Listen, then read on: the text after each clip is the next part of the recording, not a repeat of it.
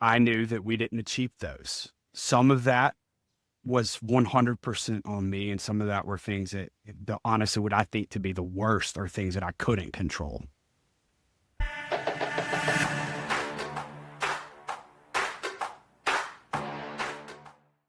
In today's episode, Courtney and I sit down with Tyler Rutledge, and we have a very open, honest conversation around if you've ever been in a season in your career where you were feeling desperate, hopeless, frustrated, you don't know where to turn, and you are looking for that next move to make.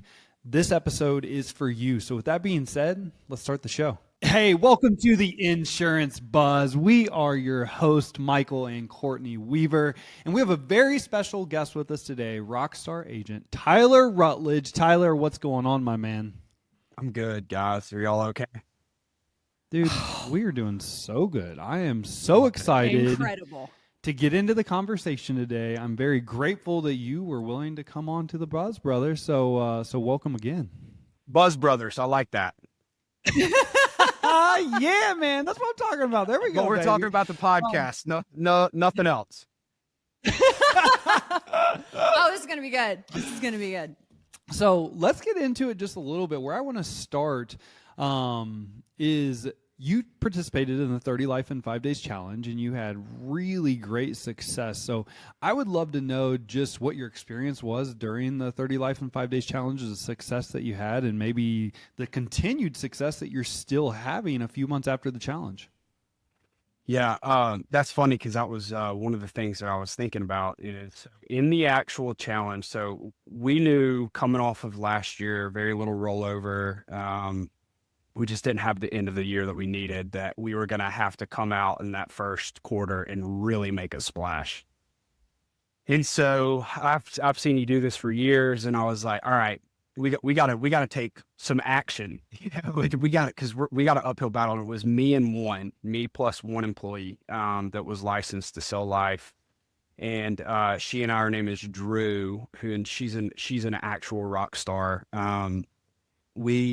We took on the challenge. We prepared, which I think, looking back in previous years' fast starts, like I'm shocked that we had the success we had because I had never prepared like we did for this one. We had always just kind of flown off the cuff, and it just worked out. I have some regrets because I'm like, man, we could have really shown up in some of those. But during the actual 5 days, we submitted and have since then issued 18. Okay, that's just with one employee because I wrote 3. So she wrote 15 life apps, right? And seeing her just like, wow. And I was like, yeah, you can. You absolutely can, right? And we still have 2 or 3 in underwriting right now from that challenge. So we should end up, I think, at 21 directly related from that. And that's really all for one employee. I knew going into it that what I was doing was really more or less empowering her because I knew that she was going to be capable of doing way more than what she realized. And, she did have better luck on some of her calls than I did, but, she beat my tail and I bought her lunch. That was the deal. So, it's cool because those same, even like right now, brand new team member in the office, like we're still using those lists. We're still doing today, Drew, we're trying to finish it out. She says, what I need to do. I said, what do we have left from the list work that we didn't complete? And she's like, the mortgage list. And I said, let's go. No way they're pacing with inflation, so yeah, I don't care if it's $100,000, $50,000. If we got to supplement, let's supplement. I think we get so locked in on, we got to go right $500,000 death benefits on every single person, right? That's just not the way it is. Yeah. I'm curious because you said my regret is that I didn't prepare like this before. What was different this time? Why did you come into this and say, okay, this time we're going to prepare. This time we're taking massive action. What was the difference there? Well, I think the Weaver family has a unique ability to motivate folks. And Michael is a good hype man. And so really and truly, it's get the list right? Here's what lists you need. They're not hard lists to run or find. And here's the word track behind it. And it's that there was I'm a huge visual learner. I think it sells. Michael, I think you've written a book about this, or at least put something like this in your books. But like I always say, the yellow brick road. The yellow brick road, it can be this wide, it can be very wide. Ultimately, the way I run my office on scripts is I give you the yellow brick road, but it's up to you to use your personality and your skill set to walk on that path however you want to walk, right? But there's got to be some boundaries. There's got to be some borders. And that's what the challenge did for us is like, okay, here's the list, here's the word track. We practice, but then what makes Drew is not what makes Tyler Tyler, right? And so that's what was so beneficial for us is that it was all done for us. And I'm not sitting here having to type for hours trying to figure out, well, is this word track great? Or, using Chat GPT too much. Yeah. Oh, I love that. And so I would love to know specifically with Drew what, because so much of what we do is helping agents and people. It's really hard to change yourself, but it's easier to change your behavior and your patterns. And so I would love to know what behavior or pattern you've noticed that has been a positive change since the challenge with Drew or just within your agency that has helped not even only in just life insurance sales, but in all the production. Well, that's a good question. I should get Drew to answer that. I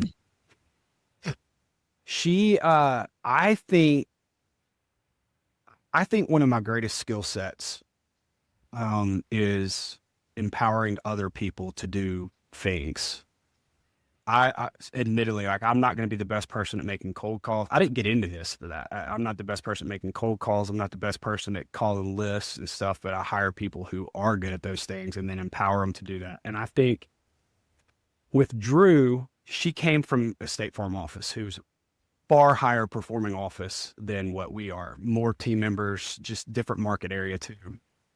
And I think that in that environment, that style, what she can do doesn't get recognized or didn't get recognized at the level to which it can here.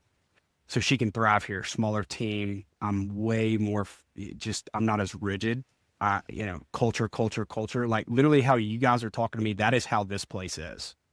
If you walk into my office, you get a bunch of mini-me's because we hang out, we chit chat, we're constantly connected. And I think what Drew got was a little bit of that one-on-one attention. And I think when she saw it work, man, when she saw those term bumps work, she was like, oh, wow. This is like almost riveting. I wish we had a larger life book that we could just take this even further. And I think that's what I've seen from her is now she's not scared to have those conversations. It's what she's learned from the whole deal is, I don't know what our audience is here, but at our company, can I say State Farm? I can say State Farm. At State Farm, if you get approved at standard, okay, whatever you submitted for, you can purchase up to $150,000 more for no extra underwriting. We just send in a form, they give you an extra $150,000. Well, if it's preferred or better, you can get up to $250,000. So just this morning, we were talking about auto rate increases, but anything. And I said, ultimately to them, I said, how do y'all get paid? They said, premium. I said, so do we want to submit 150 or 350? Or do we want to submit 300 or 550? Mm-hmm. And I said, here's the greatest thing about what we do is that none of that is bad because every single thing we sell is good for the person buying it. Yep. Everything. Right. A bond still does something good for somebody. Right. And so like that, they're buying into that meant that, oh, wow, this really is, we just got to have the conversations, get the apps and then go. And for so long, I blew this thing up to be like, I got to have $1 million policies. It just doesn't have to be that way. It doesn't have to be that way, but I do like, and you know this from the way I teach and train. I mean, one of the things that influenced me most in my career was when I heard Tom Hegna say, hey, term life insurance is really inexpensive. And that's why we sell it in terms of 1 million, 2 million, 3 million, 4 million, 5 million. What term would you like? And while I changed that philosophy up a little bit, when I integrated the process and behavior of, hey, every single person I talk to, I'm going to just bring up, hey, everybody we work with and we start with $1 million minimum in life insurance protection and benefit for their families. That changes the conversation completely, because now instead of bringing it up like I was taught initially of, hey, just bring it up, 100,000, 50,000, 150,000, pitch it, talk about why they should own it, all the things that we're all taught, and then move on to the next sell, either take it or they don't. When I changed that philosophy of now we're going to bring it up in terms of $1 million, and sure, we're still going to work down, but the crazy thing about that is the death benefit in the agency, when I implemented that rule and duplicated myself after a proof of concept of me doing it, we went from an average death benefit being sold of from 125,000 up to over $500,000 in death benefit per policy that we sold. And I truly believe it's because we started at a larger number, which automatically changed the conversation to be more value and protection based versus, hey, just get this to get it. No doubt. I also want to emphasize, Tyler, when you talk about empowering people, you did a fantastic job of redirecting focus. I think so many times we don't know what to focus on, and so we don't get the results that we want. And I think when you say, like, my skill set is empowering people, you gave a perfect example of that. Because when they come to you and they say, what do I need to be working on? And you redirect the question. I love how you position that question. And you said, how do you get paid? How are you incentivized? What would be the greatest gain is what you're asking for you. And then they get to come up with the answer. They get to say, well, it's I'm paid off of premium. Perfect. What is your solution to that? What would you do in this situation? You got to have better conversations. Redirect that focus of, like, as a producer, and I say this all the time in insurance is a live, real action game of whack-a-mole. It really is. You are literally putting out fires all day long. And if you don't know what to focus on, it's really hard to hit a target if you don't know what the target is. So I love that positioning of, how do you get paid? Now, you have to set up your comp structure. I think that's a huge piece that comes before this, is setting up a comp plan that incentivizes the results that you want. No doubt. But I think everyone listening to this is focused on that part of the business. They're focused on life insurance, financial services. That's where we are gearing. So, and kudos to you, because what you just did, you are empowering your team by asking them for the solution. Whereas, like, somebody like myself, you even just heard it here in the podcast. Like, I was like, start at $1 million. I always try to give, like, I have a real hard time of fighting with wanting to give someone a solution, versus what you just did is truly empowering to your team, because you, instead of giving them the answer, right? You're like, well, tell me what you think the solution to the problem is. Tell me the answer. And that is fantastic. Just to reiterate, this is always a fun conversation. I really hope, when I send my wife the link to this podcast, she's like, it'd be cool if you would, apply these principles at home, buddy. Like, well, what's one thing at a time here? Hey, we have to focus on one area of our life at a time. If not, Oh, man. Okay, so makes me Tyler, I'm wanna going to cry. break this down a little bit more. So I want to ask a question about, at the end of the year, when you were talking about we didn't have the rollover that we wanted, and you're looking at your agency as a whole, if you had to describe the emotions that your agency had and that you had, how would you describe that? At the end of last year or at the beginning of this year? End of last Or year. both. Before you did 30 and 5, you're Yeah. ending 2024. What are the emotions that you're feeling and your agency is feeling? Man, it all is going to come back to how I'm feeling. That's one thing that I've found out, is if I'm feeling some type of way, the whole place feels that way. At the end of last year, I was a disaster.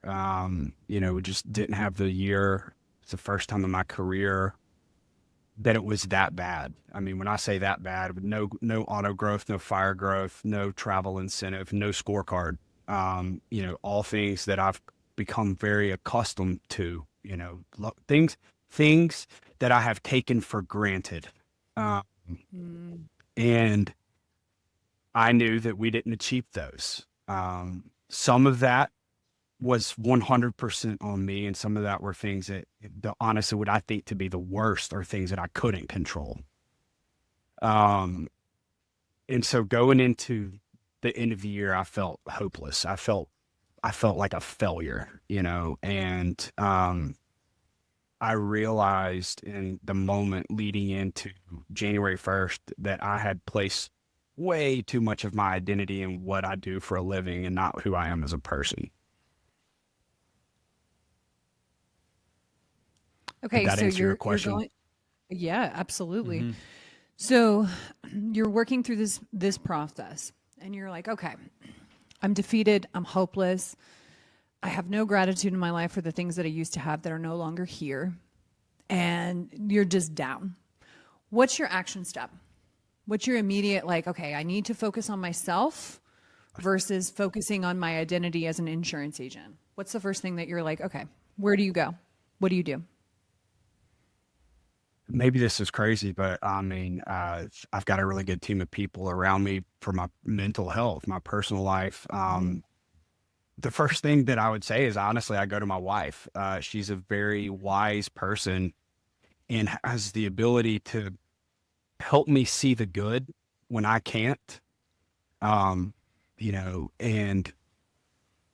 I think there was a moment in time when I was like, I hate the way I feel.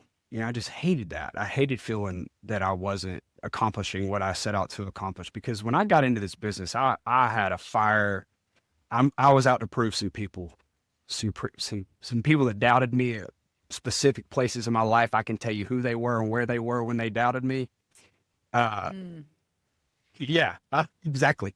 And I did all that, but there still was no joy because it's just more, right? And you're in a profession like that. And so I went to her and I was like, we got to do something about this. And I think the biggest thing is just like, you get in here, it's no different than at the end of every month, you're back at zeros, So going into this year, I collected myself. I had my pity party in 2024, and I said, I know I can do this. I've done it 8 out of 10 times. What do we have to do? One, I got to have the right team, right? So we got to recruiting. I mean, we got to recruiting people. And then we got to put in the work. We got to put in the effort. And it starts with me. I got to be more present. So I started being at the office more. My wife asked me at the beginning of the year, she says, I really want you to honor your commitments. That seems like it's very easy, right? But in a job like this, where there's an immense amount of flexibility, it's really easy to say, well, I might need to reschedule that appointment. And I still have a hard time with that. But that was one of the big things, was me showing up every day, 5 days a week.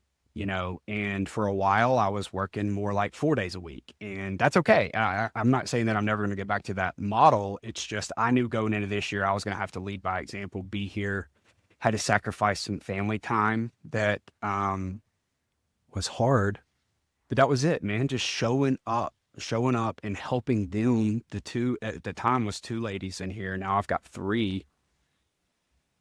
Say like, we're gonna just put in the work and we're gonna do it.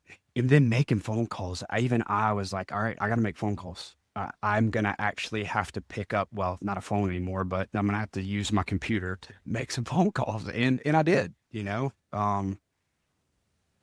so I don't know if I went on a tangent there or not, but No, reel me back in when I do.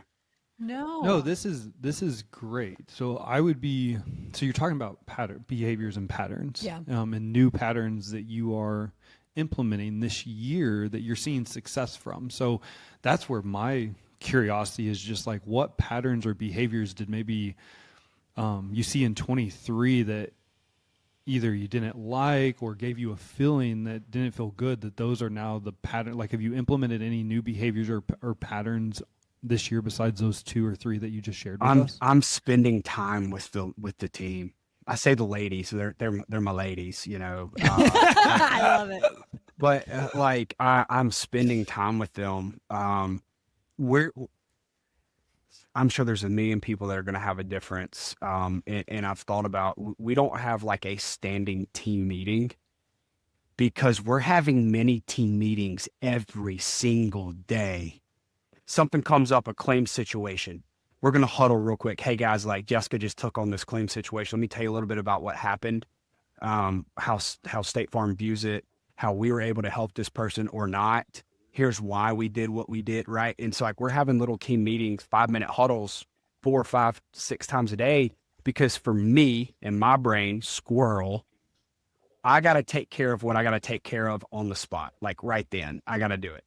Bad in personal life, great in the office, because it allows me to bring them in and say, hey, let's learn from this situation right now and then break, right?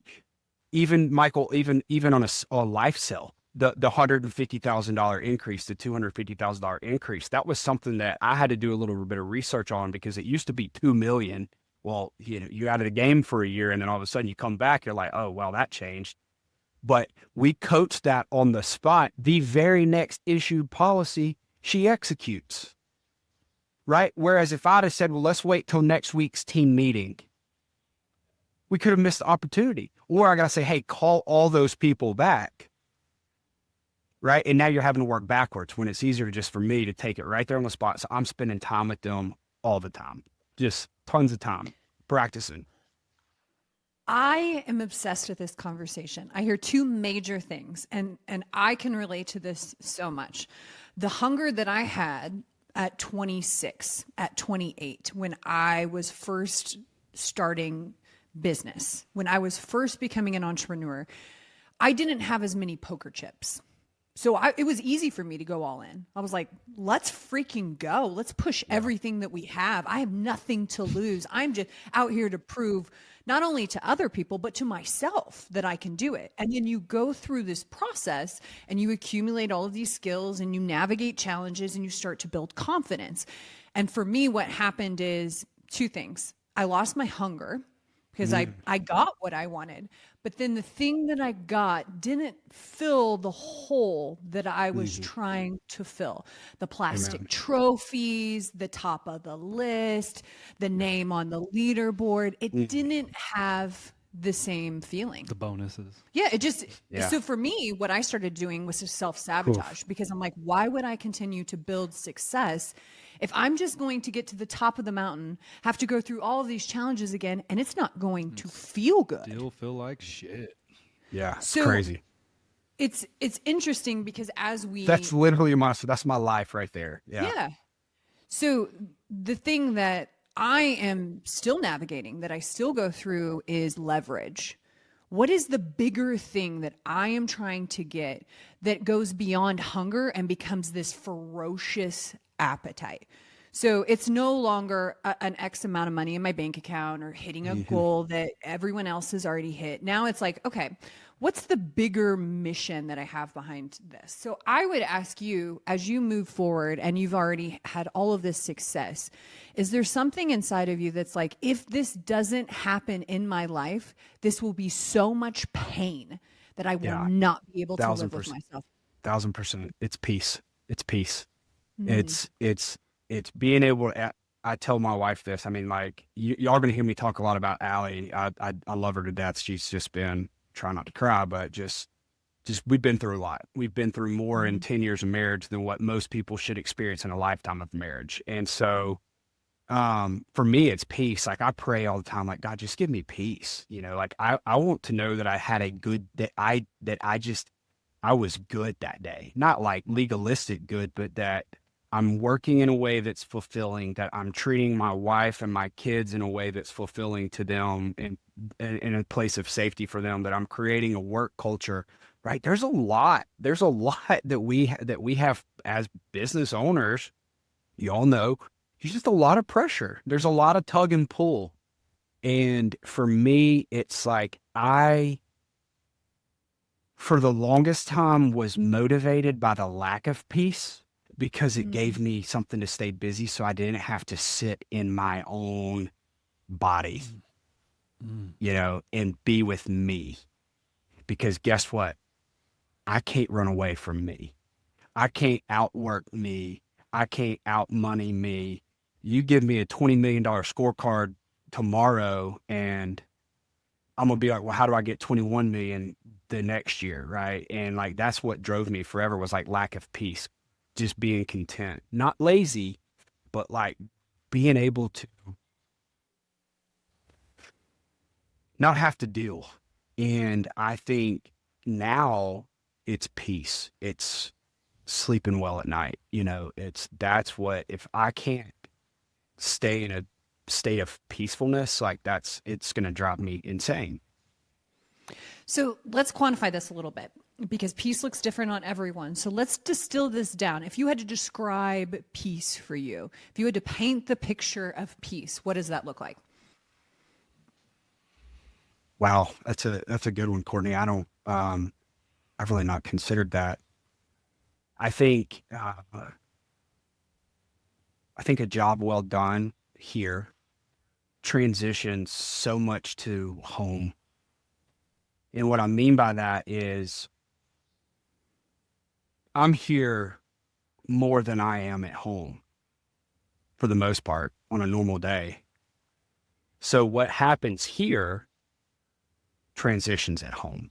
It goes home with me a lot of times. And so if I'm feeling unfulfilled here, frustrated here, those things go back home with me. So for me, it's like knowing that when I'm home, that the peace is now for me way more than just State Farm. It's way more than agency. It's really my home life. It's how can I, and I've been battling with this one for a while, is like, how can I just be the best version of myself at home?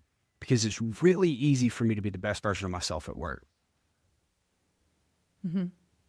I don't know if that's the story for a lot of folks or not, but like for me, I can turn it on when I walk through these doors because I know I got people looking at me. And then I go home and the people that care the most about me get the worst version of me.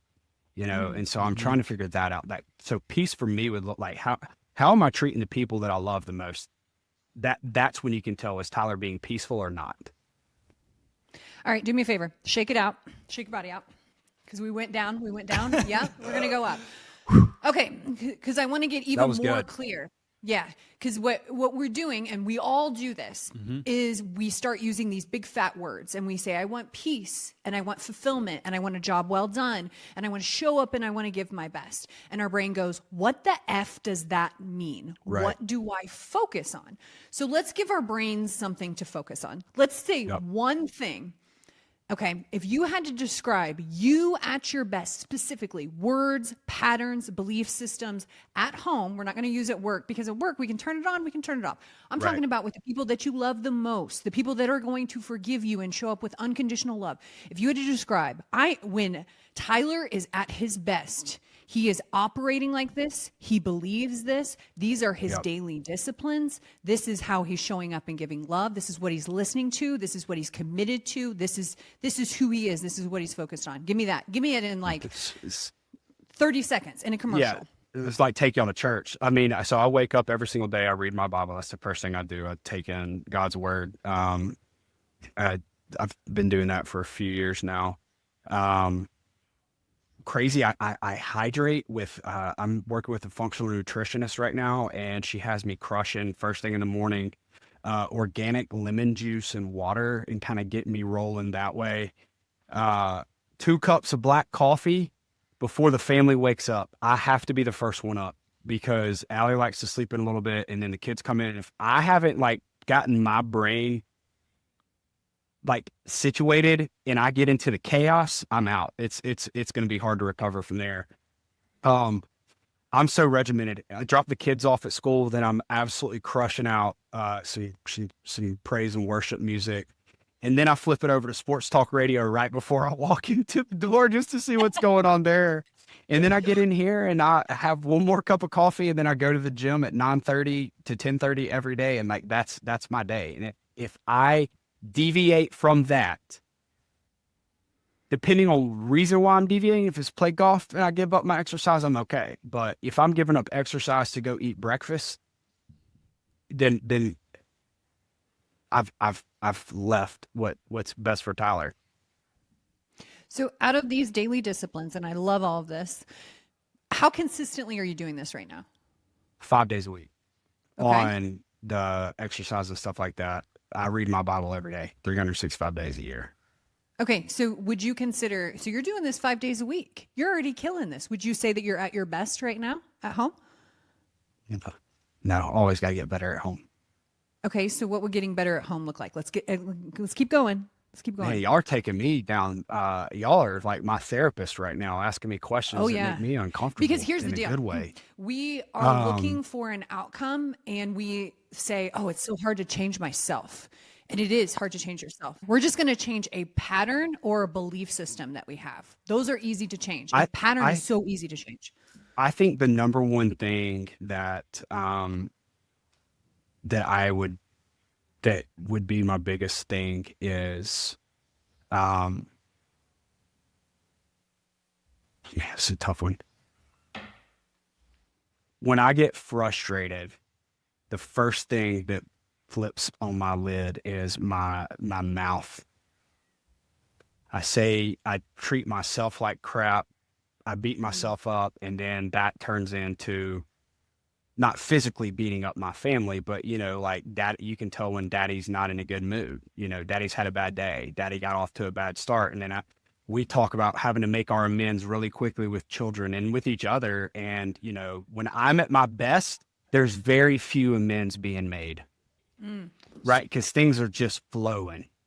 So When I'm at my worst, I feel like I'm having to say sorry all day. yeah, so when you're at your worst, I'd be I'd just be interested to dive in on this just real fast. What are you said you're telling yourself things. What are you telling yourself? Oh man, the typical things like performance, right? You're not performing well enough. Mm. You're not checking these boxes that you need to check off.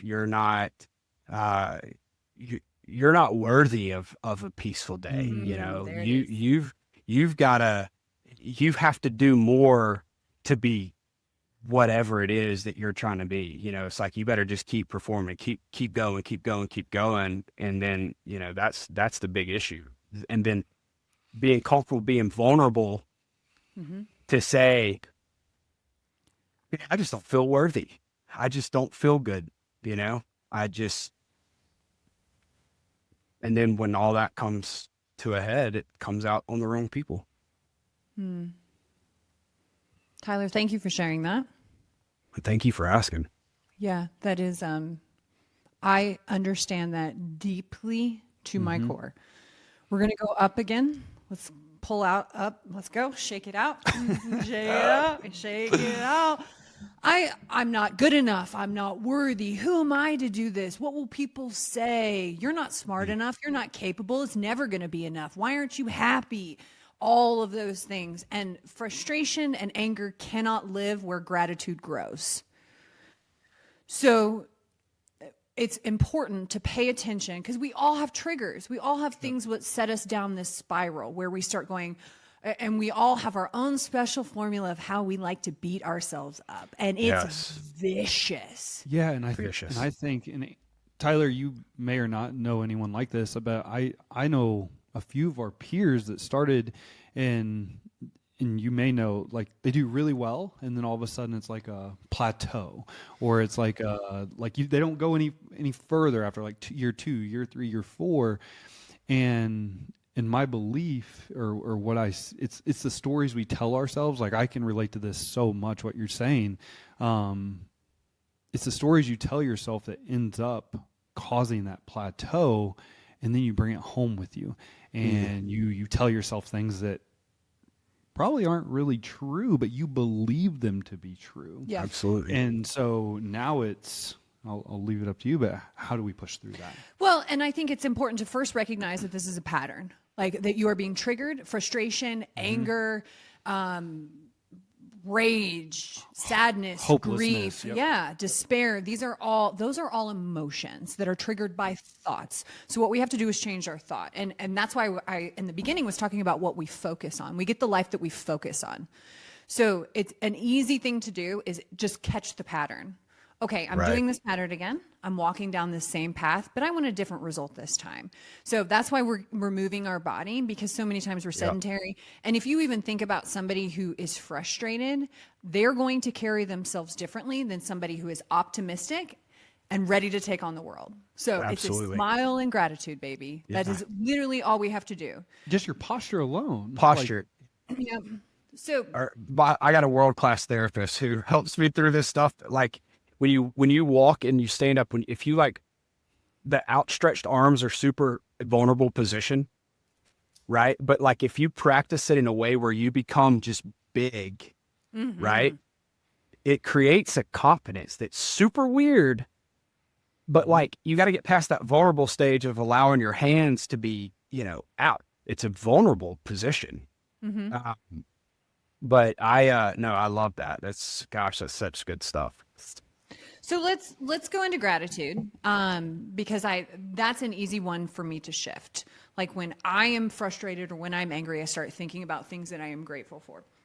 So it's an easy way to move through that. So when you think, I'm going to play a different game with you because we brought it up. We know our patterns. We know we get frustrated. We know we're like, okay, I want you to envision the end of 2025. And I want you to start thinking about, what are you grateful for that happened in 2025? Let's just I start rolling them out Yeah, right now. Let's hear it. taking care of my body Mm. physically, taking care of myself emotionally, tapping into resources, doing the things that I need to do to to to stay in a reasonably good routine. I'm thankful for uh, obviously my family. I'm thankful for my employees. Gosh, I don't think we give these people enough credit, man. This is not an easy job. I know we say things like, well, this is so easy. A monkey can do it. Yeah. I mean, to a degree, picking up a phone and making a call, but like there's a whole lot on the backside of that, right? It's like, I don't, I don't want to get late.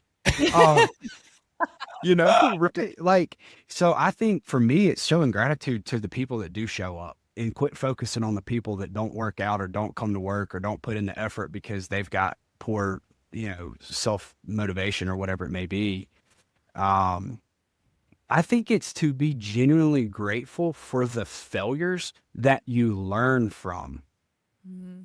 And I think that's what has catapulted me into this year is like, and there's some real good stuff in failure.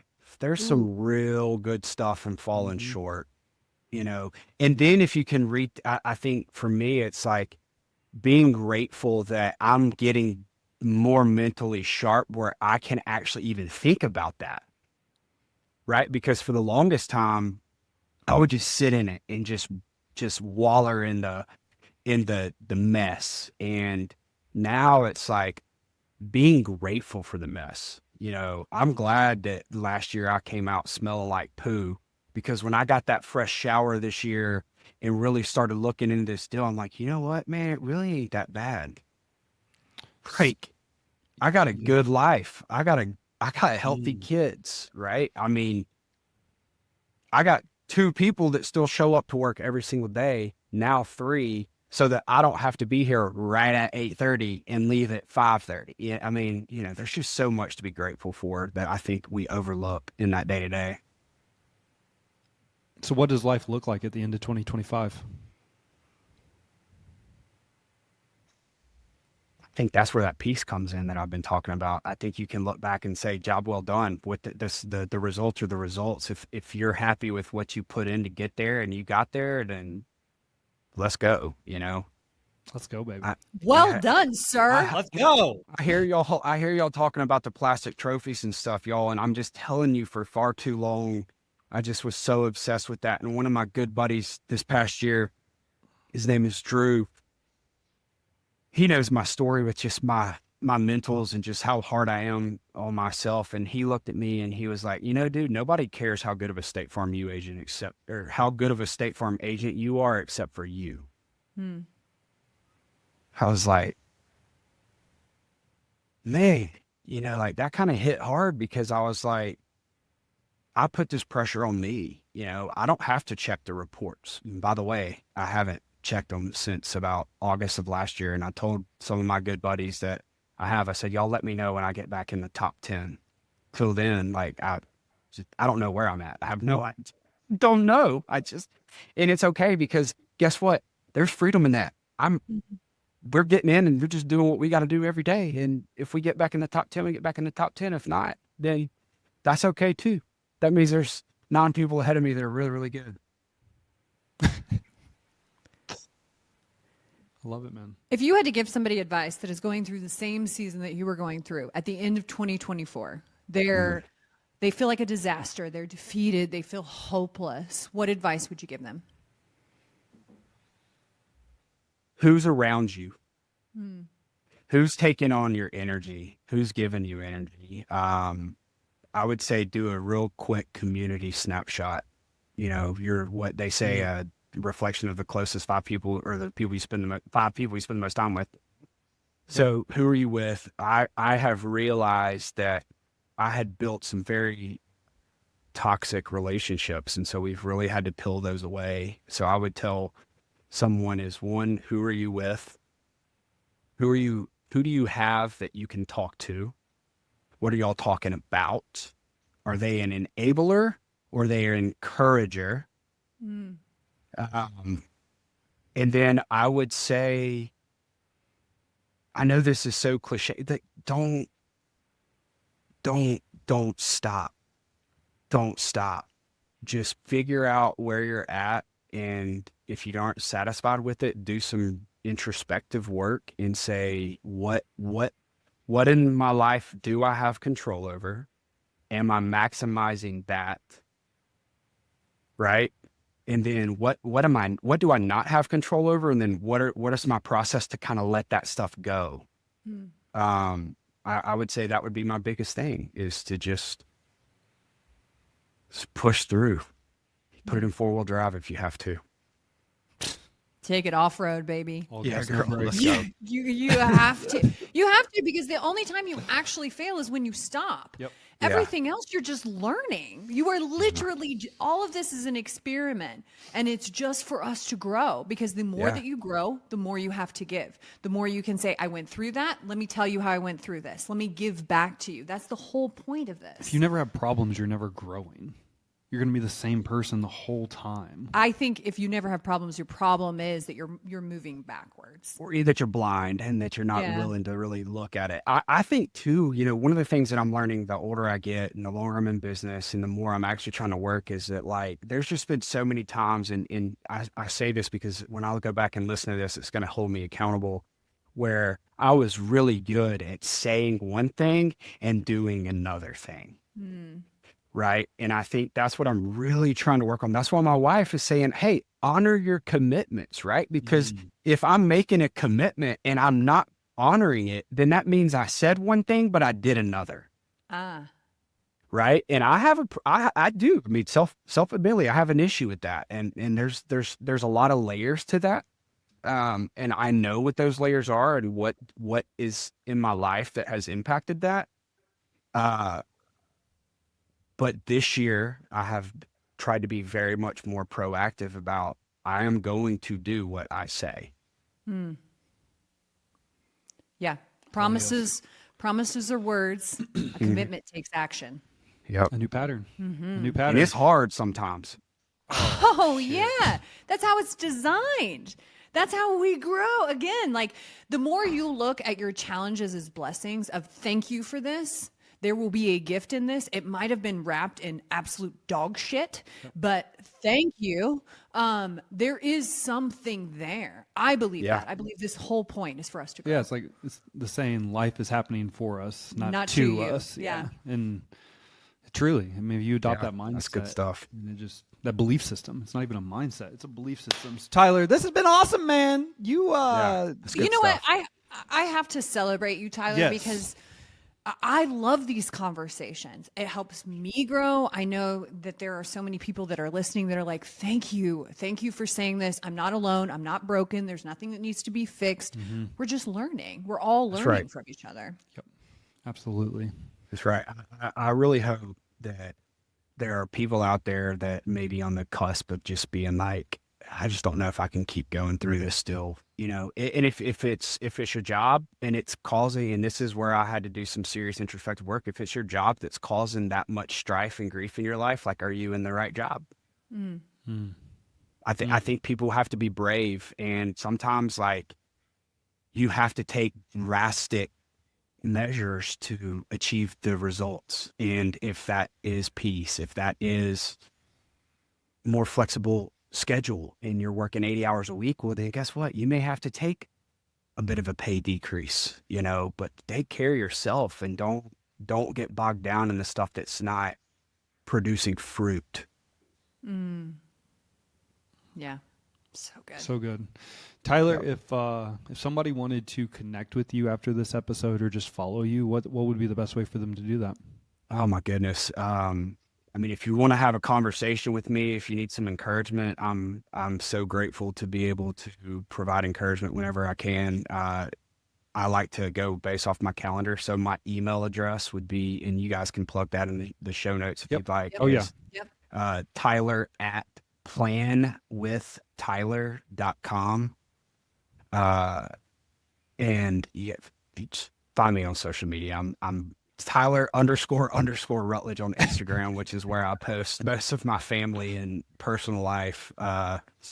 My business account's relatively boring, and I got a great TikTok story that I'm not going to go into, but I didn't realize TikTok was non-compliant. So I had a fantastic TikTok page going until somebody got really jealous and decided to tattletale on me for having a TikTok. But Oh, I'm not bitter at all.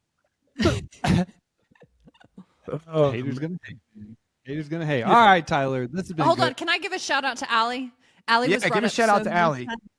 Allie, shout out to you. You were brought up so many times. I am a firm believer that the person you choose to spend your life with will be the person that either fans the flame of your dreams or puts it out. So thank you for being the person that continues to pour into Tyler. I agree. Couldn't agree more. Thank you, Courtney, for saying that. And You're she'll love welcome. listening to this on her. She likes to go on walks, and that's when she listens to her podcast. So she'll be excited to listen. I love it. Girl, get that cardio in. I love it. Well, Tyler, thank you for all of those of you who are tuning in today. Thank you so much Yeah. for your support as always. Time and attention are by far our most important asset. Go out, make it great. Tyler, thanks again, brother. Thank y'all for the opportunity.